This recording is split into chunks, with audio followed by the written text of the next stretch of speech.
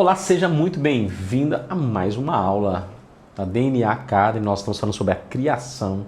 Você, para estar chegando aqui, já passou pelo fundamento e pelo entendimento. E agora nós vamos fazer propósito. E eu espero, de verdade, que até aqui a sua mente já esteja um turbilhão, já esteja se movimentando. Eu não sei se acontece com você, mas quando eu aprendo algo, a minha mente ela vai associando um monte de coisas que eu já tinha aprendido e vai fazendo as ligações. Aí eu consigo estabelecer o fio, vamos dizer assim, o fio da eternidade, que vai conectando todos os fundamentos. Então eu espero que você esteja nesse processo, onde muita coisa você já aprendeu até aqui, e esteja conectando a sua eternidade, à vida do nosso Deus, à vida do nosso Criador, à vida de Yeshua, HaMashiach, de Jesus, o Messias, para que nós possamos nele sermos restaurados para o grande encontro. Amém? Então vamos lá, agora nós vamos falar sobre algo interessante, que é ex nihilo. Ex nihilo é um termo principalmente usado no pensamento da Nova Aliança. O apóstolo Paulo, grande conhecedor dos fundamentos culturais e a instrução do seu povo, assim como o pensamento dos pais e dos sábios hebreus, ensina-nos em Filipenses 1:6. Tendo por certo isto mesmo, que aquele que em vós começou a boa obra, a aperfeiçoará até o dia de Jesus Cristo, de Yeshua HaMashiach. Ex nihilo é um processo evolutivo do que foi criado através de Tzimtzum e Bará. Aí aqui, cara, eu com certeza você já pulou da cadeira. Porque eu não sou pastor evolucionista, eu sou criacionista. Eu também. Mas nós não estamos falando de uma evolução darwiniana. Foi isso aqui que Darwin não compreendeu. Tentando desenvolver uma evolução através de uma transformação de matéria e de identidade. Isso não acontece dentro da criação, não dessa maneira. O homem foi criado e esse homem está em processo evolutivo. Falando assim, entre aspas, o homem nunca veio do macaco, mas o homem evoluiu ao longo do tempo. Por quê? Porque Deus não abandonou o mundo à sua própria sorte. Ele está fazendo o quê? Fecundando esse mundo e gerando evolução, e nós vamos te explicar isso aqui, então vem comigo, não se assuste, não é uma nova doutrina, isso é o que é ensinado em Israel desde que o homem colocou os seus pés para fora do jardim. Amém? Então vamos lá. Teoria da evolução. A teoria da evolução darwinista e o deísmo, guarda essa palavra, é importante, ok? Que é o pensamento filosófico, dogmático, que afirma que Deus criou o universo com tudo o que está nele e está deixando que tudo siga o seu curso natural, sem qualquer outra intervenção de sua parte. Então essa teoria, onde Deus cria o universo com tudo que já existe, virou as costas e foi cuidar da vida. Ok? Ele não está preocupado com esse mundo que se desenvolva a sua própria sorte. É isso que o deísmo apresenta. E eu vou te contar algo aqui, querido. Vou contar algo para você. Tem muitos cristãos que acreditam nisso, ok? E só que isso é uma teoria, uma dogma antibíblica, ok? Então você vai aprender isso ao longo dessa aula e você vai poder combater isso com as escrituras. Destruir esse fundamento errado. Destruir esse fundamento errado. Então, vamos lá. O darwinismo e o deísmo são a resposta daqueles que procuravam explicar no lugar errado, a explicação no lugar errado, por caminhos errados e, consequentemente, encontraram respostas erradas. Deuteronômio 29, ele fala o seguinte: as coisas encobertas pertencem ao Senhor, nosso Deus. Porém, as reveladas nos pertencem a nós e aos nossos filhos para sempre, para que cumpramos todas as palavras dessa Torá, todas as palavras dessa instrução. Então o homem, ele não se contentava simplesmente com aquilo que Deus o revelava. Ele começou o que a gente fala aí popularmente, querido? Procurar chifre na cabeça de égua, chifre na cabeça de cavalo, dependendo da região onde você estiver. Há um processo evolutivo na criação. E você, se você parar um pouquinho para pensar, você precisa concordar comigo É certo que a grande maioria dos mistérios relacionados ao nosso Criador não conseguiremos decifrar. Ele mesmo já nos advertiu sobre isso, porém, podemos andar segundo o que as Escrituras e a larga fonte cultural e história do povo hebreu e aprender conforme sua instrução. Alguns segredos que apenas os que decidem procurar no lugar correto, no lugar certo, conseguem encontrar. Há um processo evolutivo na criação. A semente evolui e se torna uma árvore, que dá o seu fruto, e nesse processo evolutivo, a partir tão somente da essência do Deus e Criador, vai gerando o mundo, vai gerando as coisas. Presta atenção aqui, querido. Você chupa uma laranja e você joga a semente, você nem planta, meu. Dependendo do lugar que você jogar essa semente, a partir de um certo tempo, vai nascer ali uma árvore, vai nascer ali uma laranjeira e você vai poder colher o fruto dessa laranja. Quem é que foi ali cuidar? Quem é que foi ali regar?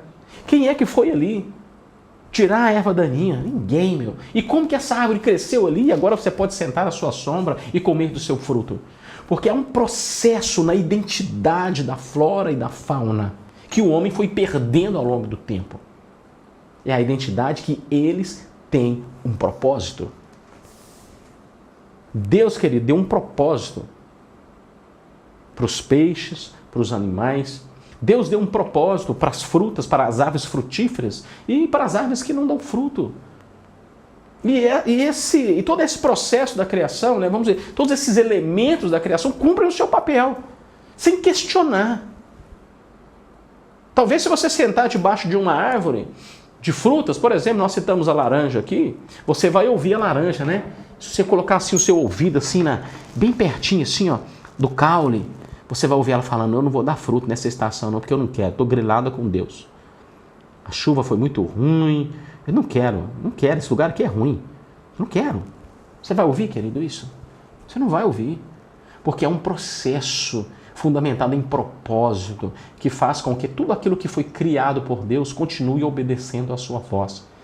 E a voz do Eterno para nós é: crescei, multiplicai, enchei a terra. Então todas as árvores frutíferas, até a erva daninha principalmente, vai crescendo, vai crescendo. Por que a erva daninha vai crescendo? Porque a erva daninha, ela tem a tipologia do pecado do homem. Entende isso? Ela cresce sem se cuidar. O pecado do homem é assim, ele é evolutivo dentro de você. Se você não cuidar desse pecado, ele vai alastrando, alastrando, alastrando, até matar tudo de bom que você carrega. É um processo evolutivo. É por isso que as Escrituras vão dizer que um abismo chama o outro abismo. Ou seja, um pecado chama outro pecado e chama outro pecado, como um som de uma cachoeira. Ou seja, o som da cachoeira é ali, ó, contínuo, ele nunca para, meu. Ele está sempre contínuo. Então a criação, ela obedece esse comando: crescer, multiplicar, dar frutos, continuar a criação. Uma vez eu estava com a minha filha, né, hoje a Sophie tem 13 anos, vai fazer 14 anos dia 4 de fevereiro, é o Zion que é dia 5 de março. Dia 4 de fevereiro ela vai fazer 14 anos e, obviamente, quando ela nasceu, a gente tinha muitas preocupações em relação à integridade física dela. Então, nós procuramos a nossa médica, uma pessoa incrível, e falando como é que ela fica, como é que ela dorme, que tipo de travesseiro que eu posso usar para ela dormir e tudo mais. E a médica falou: todo ser humano nasce com uma essência para a vida. Ele vai lutar para viver. Então não fica tão bitolado e preocupado com essas coisas, porque se ele tiver um problema, ele vai fazer de tudo que está ao seu alcance para chamar a sua atenção, para gritar, ele vai chorar, ele vai se movimentar. Então o que você precisa fazer? Ficar atento. Você acha que o nosso Pai está atento, querido? Quando você está à beira da morte com um problema, você acha que o nosso Pai está atento? O que a Bíblia diz sobre isso? Que o guarda de Israel, ele não dorme. Ele não dorme, ele está sempre vigiando. E por que muitas vezes nós não resolvemos essas etapas na nossa vida? Porque simplesmente não clamamos por socorro, nós estamos desobedecendo uma ordem direta da criação, que é dar continuidade àquilo que foi criado, é evoluir no processo. E é por isso, querido, que duas coisas nós precisamos citar aqui, que são uma afronta à essência do eterno: o suicídio e o aborto. Porque quando o homem ele decide tirar a sua própria vida ou tirar a vida de alguém que ele acha que é dono, ele está corrompendo uma ordem direta do eterno. E assim ele está colocando fim a um processo evolutivo, tanto da sua vida quanto da vida de alguém que ele gerou. Ah, é meu filho. Não. Os nossos filhos são herança de Deus. Uma herança não foi você que comprou, querido. Uma herança foi algo que te foi acrescentado por alguém que pagou um preço. Entende isso? Então nós não temos tanta autoridade assim sobre os nossos filhos como nós pensamos. Porque a nossa autoridade em relação aos nossos filhos, ela vai até onde a autoridade de Deus se estabelece. E isso faz parte do processo de evolução. Uma criança nasce, ela chora para mamar, ela faz suas necessidades na roupa, na medida que ela vai crescendo. Ela engatinha, ela anda, ela come por si mesma. Ela vai ao banheiro por si mesma, ela começa a fazer suas próprias escolhas. Isso é a evolução que Darwin, infelizmente, não entendeu, mas que é a evolução que está contida no DNA humano. E eu tenho uma pergunta para você aqui, meu querido, minha querida que está me ouvindo. Deus perdeu o controle? A ideia de que Deus perdeu o controle da criação uma vez e teve que, de alguma maneira, partir para um plano B, nós já falamos um pouco sobre isso, ou seja, recriar todas as coisas, né? Levando mesmo em meio aos mais crentes a hipótese possível, né? Leva, né? Até os mais crentes a hipótese possível de que ele vai perder o controle de novo. Sim ou não? Responde aqui para mim. Se Deus perdeu o controle uma vez, você acha que ele não pode perder o controle de novo? Ou você acha que ele estava lá na academia, ó, na eternidade, ele está ali malhando, então na próxima vez que tiver um problema com Satanás, ele vai estar mais forte, está treinando, fazendo artes marciais, que aí Satanás não vai pegar ele com as calças curtas? Não vai pegar ele desprevenido? Poxa, pessoal, vamos ser mais racional, hein? Nós somos seres evoluídos. Podemos acreditar nessas questões. É só nós pararmos para pensar um pouco. Precisamos entender que a Terra estava sem forma e vazia. Não é um plano posterior à primeira criação, mas o exato local onde os planos do Eterno começam a tomar forma. Gênesis 1, 2 é a referência do que aconteceu no Tzimtzum, no momento onde a presença do nosso Deus se contrai do nada primordial, gerado, e o Espírito paira sobre ele a fim de emanar a luz divina e ordenar os primeiros passos da criação. Qual é a primeira refração? Qual é o primeiro comando de Deus? Nós vamos partir para o encerramento dessa aula, mas eu quero que você pense comigo em algo. Se você já construiu uma casa, você vai ter uma facilidade de entender o que eu vou te dizer. Quando você compra um lote, talvez o lote está ali todo coberto de mato, sem espaço, e aí você vai fazer o quê? Você vai limpar esse mato. O que sobrou ali naquele lote? Um espaço vazio. Mas você já tem uma planta, aí você vai dizer para todo mundo, essa aqui é a minha casa. Porém, quando as pessoas vão lá no endereço da sua casa, o que eles vão ver lá? Sem forma e vazio. Um lote sem forma e vazio. Por quê, querido? Porque por mais que você tenha o plano, a construção ainda não começou. E é exatamente isso que acontece em Gênesis 1 e Gênesis 2, quando Deus diz, criou Deus os céus e a terra, e aí ele começa em Gênesis 2, gerando espaço para que os seus planos pudessem se tornar realidade. E a evolução racional, a evolução ex nihilo pudesse assumir o controle, evoluindo todas as sementes que o Eterno foi plantando, né? Abra cadabra, lembra? Eu posso criar através daquilo que eu falo. Então esse é o processo, Deus cria e a sua criação tem vida.